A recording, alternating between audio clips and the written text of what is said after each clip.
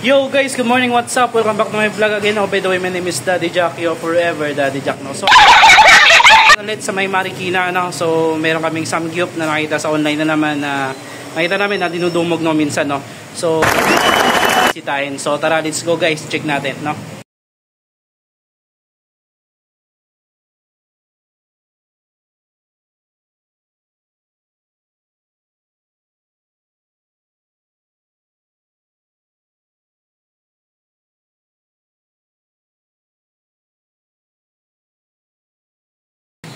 So ayan siya guys, yung GH Foodies Samgyup Sal. So ayan o, 199. Salagang 199 guys, no, marami kayong pagpipilian, no.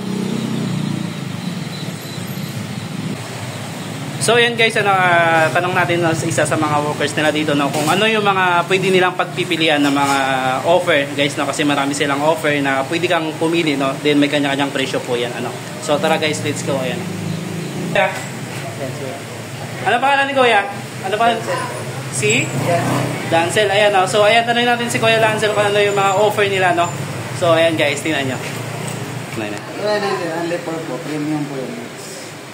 May 379 naman po kaming unli pork tsaka unli wings.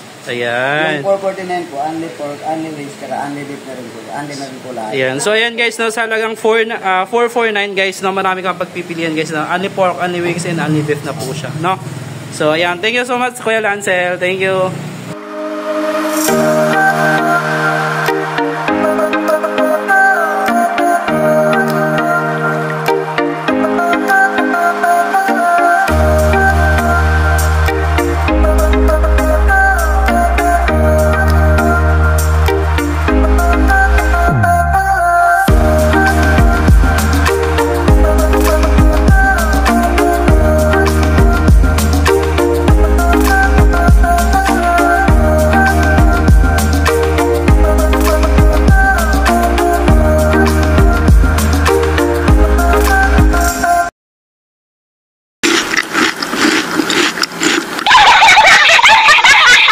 So nice.